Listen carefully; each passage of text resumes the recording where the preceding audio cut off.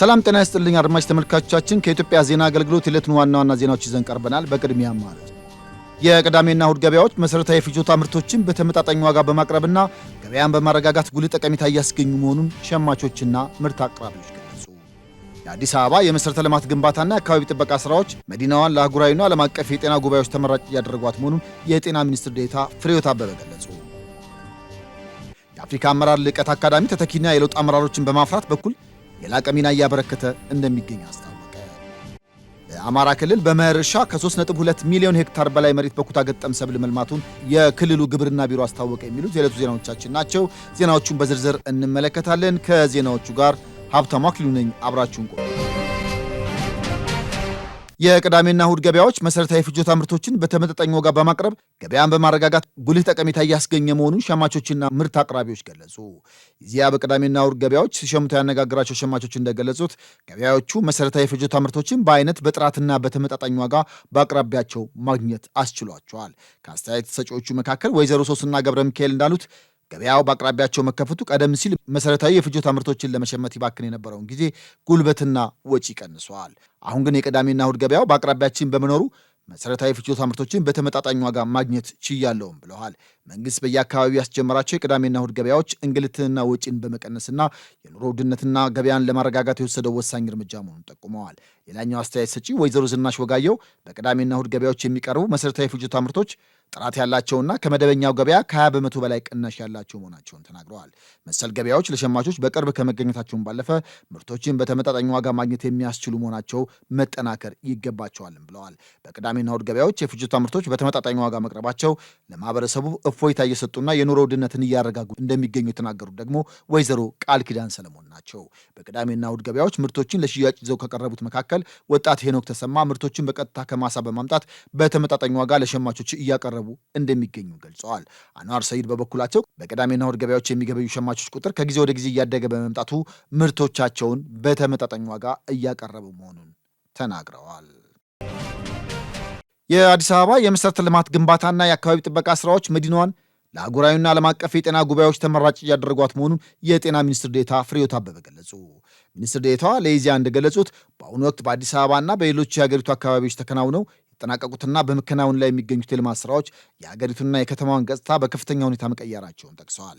አሁን ላይ የምስራቅ አፍሪካ የጤና ኤክስቴንሽን ጉባኤን ጨምሮ የ76ኛውን የዓለም የጤና ድርጅት የአፍሪካ ቀጠና ኮሚቴ ስብሰባ በስኬት እያካሄደች መሆኑን ጠቅሰዋል። በጥቅምት ወር በርካታ ዓለም አቀፍ ተሳታፊዎች የሚገኙበትን ታላቅ የጤና መድረክ ጨምሮ በማኒፋክቸሪንግ በኢንዱስትሪና በአረንጓዴ አሻራ ዘርፎች በርካታ ዓለም አቀፍ ስብሰባዎች እንደሚካሄዱም አንስተዋል። ይህ ሊሆን የቻለው በኢትዮጵያ ምቹ የመሠረተ ልማት ዘመናዊ መሰብሰቢያ አዳራሾች፣ ሆቴሎችና የላቀ አገልግሎት አሰጣጥ እውን በመሆኑ ነው ብለዋል። ኢትዮጵያ በጤናው ዘርፍ በአጭር ጊዜ ያመጣቻቸው አበይት ለውጦች ለሌሎች አፍሪካና የዓለም ሀገራት በጥሩ ተሞክሮነት የሚጠቀሱ መሆናቸውንም አክለዋል። ሁለንተናዊ ልማቱ አዲስ አበባ ዘመናዊ የሕክምና መሳሪያዎችና ባለሙያዎች የሚገኙባት ብቻ ሳትሆን ሕክምናው በምቹና ንጹህ አካባቢ የሚሰጥበት የጤና ቱሪዝም መዳረሻ እንድትሆን ማስቻሉንም እንዲሁ የአፍሪካ አመራር ልዕቀት አካዳሚ ተተኪና የለውጥ አመራሮችን በማፍራት በኩል የላቀ ሚና እያበረከተ እንደሚገኝ አስታወቀ። አካዳሚው ሀገር ወዳድ ወጣት መሪ ለሀገረ መንግስት ግንባታ በሚል መሪ ሀሳብ ከተለያዩ የሀገሪቱ አካባቢዎች ለተውጣጡ ወጣት አመራሮች ስልጠና እየሰጠ ይገኛል። የአፍሪካ አመራር ልዕቀት አካዳሚ ምክትል ርዕሰ አካዳሚ መሰረት ደስታ የስልጠና ዋና ዓላማ ሀገር ወዳድ ተተኪ አመራሮችን ማፍራት መሆኑን ገልጸዋል። አካዳሚው በተለያዩ ዘርፎችና የኃላፊነት ደረጃዎች ለሚገኙ መሪዎችና ወጣቶች ስልጠና በመስጠት በኩል ሰፊ ተግባራትን ሲያከናውን መቆየቱንም አስታውቀዋል። የአፍሪካ አመራር ልዕቀት አካዳሚ በአዲስ መልክ ከተደራጀበት ጊዜ ጀምሮ በስርዓተ ትምህርት ዝግጅት፣ በአሰልጣኞች ብቃት ማሳደግ እንዲሁም ተቋማዊ አቅምን በመገንባት ረገድ ዘርፈ ብዙ ተግባራት ማከናወኑን ተናግረዋል። አካዳሚ የሚሰጣቸውን የልዕቀት ስልጠናዎች እንደ አመራሮቹ የኃላፊነትና የዕድሜ ደረጃ ከፋፍሎ እንደሚሰጥ ጠቁመው ይህም አደረጃጀት የእያንዳንዱ ዘርፍ መሪ ደረጃ የሚመጥን ስልጠና እንዲያገኝ ያስችላል ነው ያሉት። በዚህም ባለፉት ዓመታት ከ33 ሺህ በላይ ለሚሆኑ አመራሮችና ወጣቶች የተለያዩ የአመራር ስልጠናዎችን መስጠት መቻሉን ጠቁመዋል። ከአፍሪካ ቀን ጋር በተያያዙ በርካታ አህጉራዊ መድረኮችና አውደ ጥናቶች መካሄዳቸውን ገልጸው በዓመት ውስጥ በርካታ የምርምር ስራዎች ታትመው እንዲወጡ መደረጉንም አንስተዋል። ሰፊ የኢትዮጵያ ሕዝብ ወጣት መሆኑን ጠቁመው ወጣቶች በልማትና በሰላም ግንባታ ንቁ ተሳታፊ እንዲሆኑ ማድረግ አስፈላጊ መሆኑንም አስረድተዋል።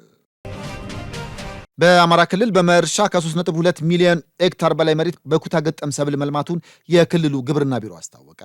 የቢሮ የሰብል ልማት ባለሙያ ወይዘሮ እንያ አሰፋ ለኢዜአ እንደገለጹት በተያዘው የመኸር ወቅት የሰብል ምርታማነትን ማሳደግ የሚያስችሉ የተሻሻሉ አሰራርና ቴክኖሎጂዎችን ጥቅም ላይ እንዲውሉ ተደርገዋል።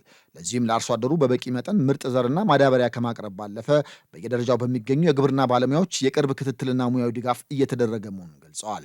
በዘንድሮ የመኸር ወቅት በኩታ ገጠም እርሻ ለማልማት ከ3 ሚሊዮን 338 ሺህ ሄክታር በላይ መሬት ለማረስ ታቅዶ እየተሰራ ሲሆን እስካሁን በተደረገ ጥረት የዕቅዱን 96 በመቶ ማሳካት መቻሉንም ተናግረዋል። የተሻሻሉ አሰራሮችን በመጠቀም ስንዴ፣ ማሽላ፣ ጤፍና በቆሎን ጨምሮ በ10 ዋና ዋና ሰብሎች በኩታ ገጠም የለሙ ሲሆን ከእነዚህ ውስጥም 141 ሚሊዮን ኩንታል በላይ ምርት ይሰበሰባል ተብሎ ይጠበቃል ብለዋል። ኩታ ገጠም ለለማው ሰብል ከ3 ሚሊዮን 329 ሺህ ኩንታል በላይ ማዳበሪያና 212381 ኩንታል ምርጥ ዘር ጥቅም ላይ እንደዋለም ባለሙያው አስታውቀዋል። በምዕራብ ጎጃም ዞን የቡሬ ዙሪያ ወረዳ ነዋሪ አርሶ አደር አለሙ ገድፍ እንዳሉት በባለሙያዎች ድጋፍና እገዛ በኩታ ገጠም አስተራረስ ተግባራዊ በማድረግ ምርታማነትን ማሳደግ አስችሏቸዋል። በዘንድሮ የመኸር ወቅትም 1 ሄክታር ተኩል መሬት በበቆሎ ሰብል በኩታ ገጠም እያለሙ ሲሆን የተሻለ ምርት ለማግኘት እየሰሩ መሆኑንም ተናግረዋል። ዜናዎቹ ጋር ሀብታሙ አክሊሉ ነበርኩኝ። ሰላም።